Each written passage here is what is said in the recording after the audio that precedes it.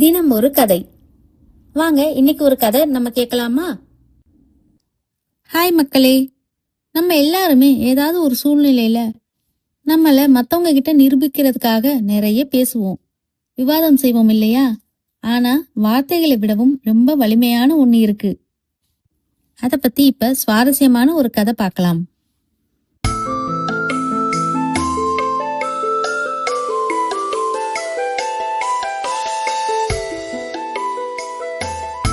ரொம்ப காலத்துக்கு முன்னாடி ஒரு அழகான ஆசிரமம். அங்க ஒரு குருவும் அவரோட சீடர்களும் தங்கியிருந்தாங்க. அதுல ஒரு சீடன் இருந்தான். அவனுக்கு அறிவு பசி ரொம்ப அதிகம். எதை பார்த்தாலும் கேள்வி கேட்பான். அதுவும் சும்மா இல்ல, இடைவிடாம கேள்விகள் கேட்டுக்கிட்டே இருப்பான்.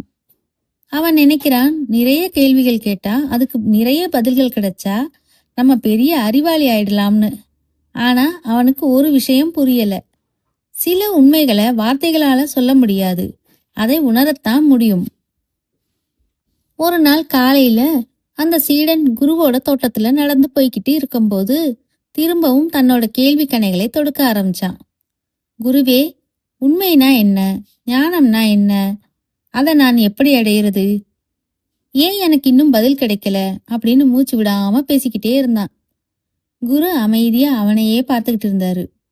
அப்புறம் மெதுவா குனிஞ்சு அங்கு பூத்து குலுங்கிக்கிட்டு இருந்த ஒரு அழகான மலரை பறிச்சாரு. அந்த மலரை அந்த சீடனோட கண்களுக்கு நேரா காட்டிட்டு பதிலே சொல்லாம அப்படியே நின்னாரு. அந்த சீடனுக்கு ஒண்ணுமே புரியல. என்ன இது, நான் இவ்வளவு கேள்விகள் கேட்கிறேன், குரு பதில் சொல்லாம ஒரு பூவை என் முகத்துக்கு முன்னாடி காட்டுறாரே அப்படின்னு ரொம்பவே குழம்பி போயிட்டான். அவனோட குழப்பத்தை பார்த்த குரு ரொம்ப கனிவான குரல்ல சொன்னாரு, மகனே, வார்த்தைகள் சில நேரங்கள்ல உண்மையை மறைச்சிடும். ஆனா இந்த மலரை பார், இது தன்னை யாரும் நிரூபிக்கிறதுக்காக எந்த ஒரு வார்த்தைகளையும் பயன்படுத்துவது இல்லை. ஆனா இது வீசுற அந்த மனமும் இதோட அழகும் இது யாருன்னு உலகத்துக்கே சொல்லுது. அவர் தொடர்ந்தாரு, உன்னோட குணமும் இப்படித்தான் இருக்கணும். நீ யாருன்னு வார்த்தைகளால மத்தவங்களுக்கு சொல்லிக்கிட்டே இருக்காத. உன்னோட செயல்கள் அந்த மலரோட மனம் மாதிரி இருக்கட்டும், அதுவே உன்னை பத்தி பேசும் அப்படின்னு சொன்னாரு.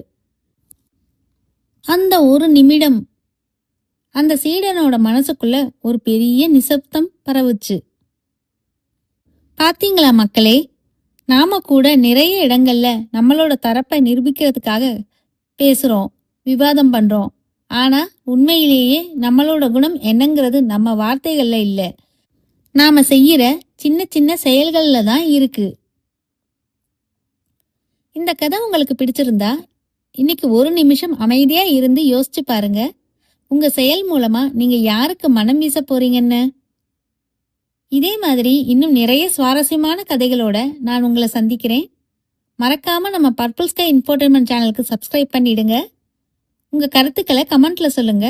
அடுத்த வீடியோல சந்திக்கும் வரை பர்பிள் ஸ்கை இன்ஃபோடெயின்மெண்ட் சேனலோடு இணைந்திருங்கள். நன்றி.